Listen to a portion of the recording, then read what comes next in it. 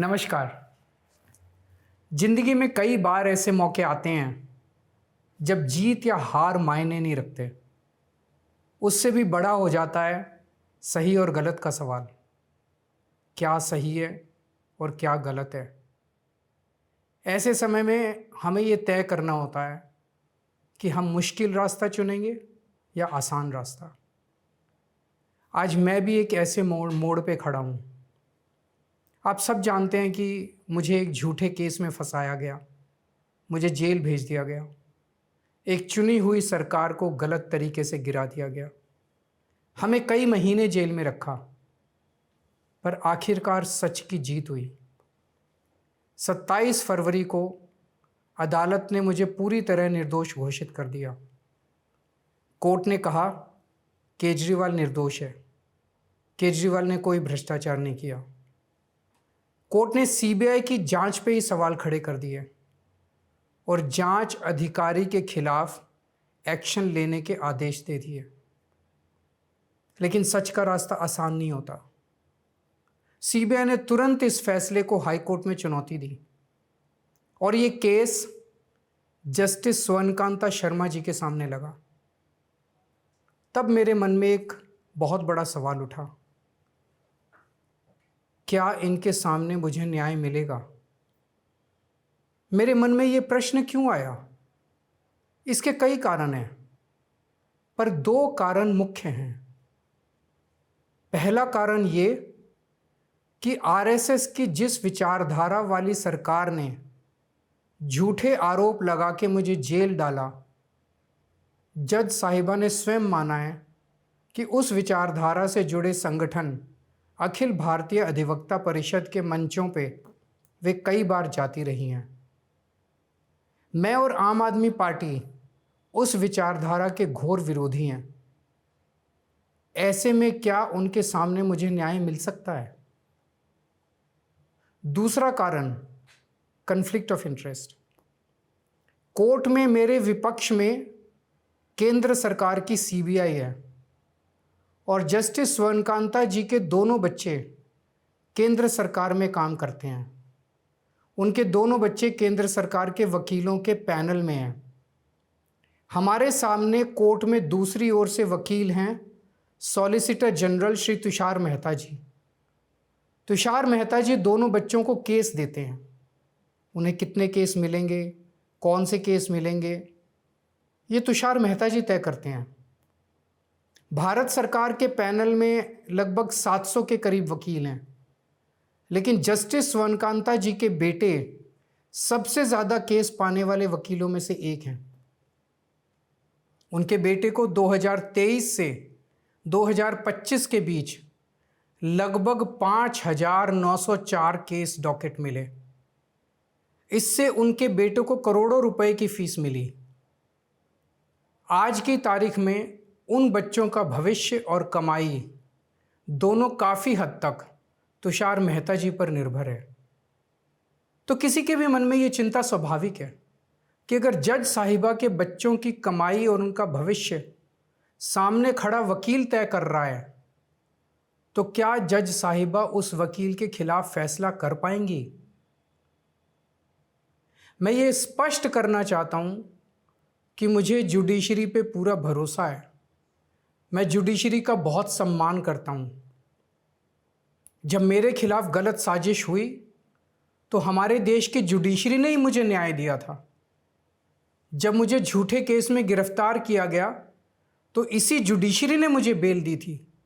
इसी जुडिशरी ने मुझे उसी झूठे केस में दोष मुक्त करार किया है।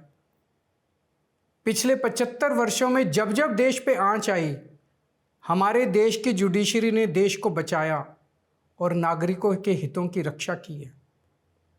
मैं जस्टिस स्वर्णकांता जी का भी बहुत सम्मान करता हूँ।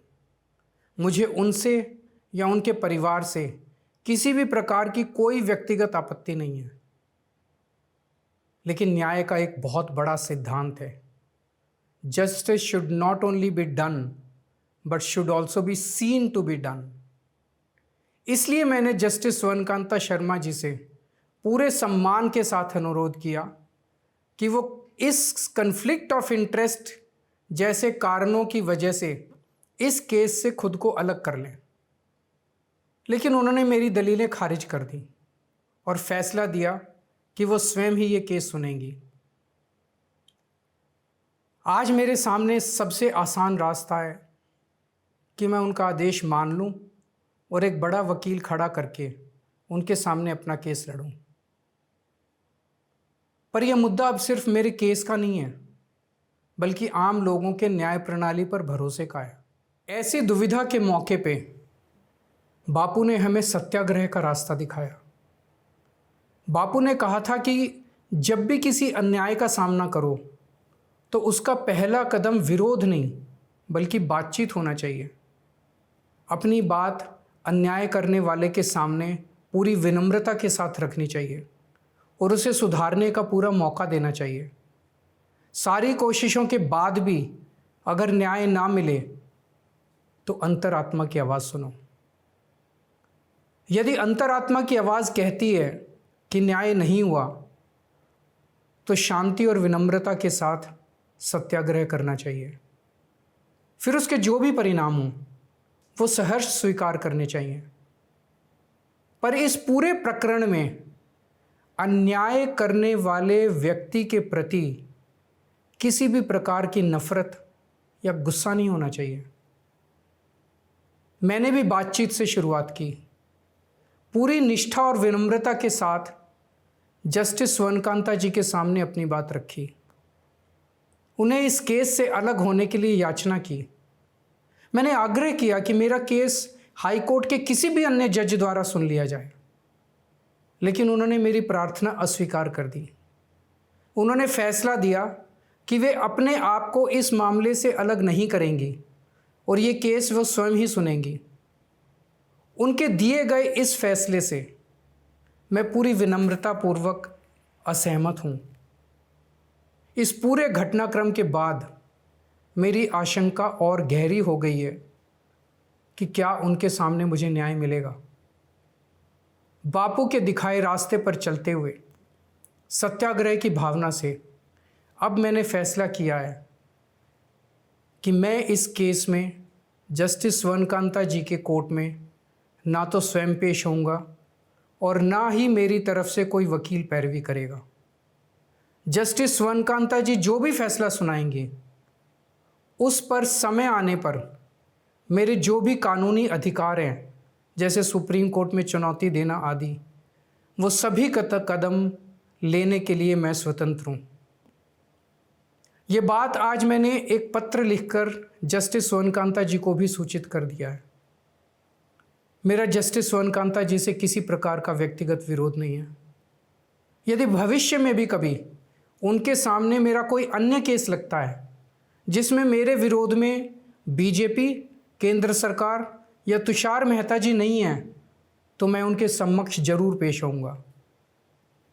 आप पूछ सकते हैं कि यदि मैं जस्टिस स्वर्णकांता जी के रिक्यूजल ऑर्डर से असहमत हूं तो उसके खिलाफ सुप्रीम कोर्ट क्यों नहीं जा रहा? उसकी तैयारी कर रहा हूं। ये पूरा मामला बहुत नाजुक और संवेदनशील है। कानून को ध्यान में रखते हुए, जुडिशरी के सम्मान को ध्यान में रखते हुए और लोगों के न्याय व्यवस्था पर भरोसे को ध्यान में रखते हुए एक एक कदम उठाना है। मैं ये कदम अहंकार या किसी विद्रोह या विरोध की भावना से नहीं उठा रहा। इस कदम के जरिए मेरा मकसद देश की कानून प्रणाली को चुनौती देना भी नहीं है और ना ही मेरा मकसद न्याय व्यवस्था का अपमान करना है। इसी केस में मैंने हर स्टेज पे, हर अदालत में अपना पूरा सहयोग दिया है। मैं न्यायपालिका का बहुत सम्मान करता हूँ। इसी न्यायपालिका की वजह से आज मैं आज़ाद घूम रहा हूँ।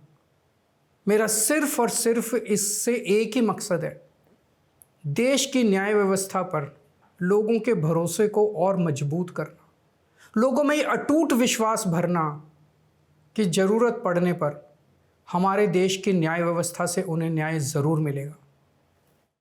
जय हिंद।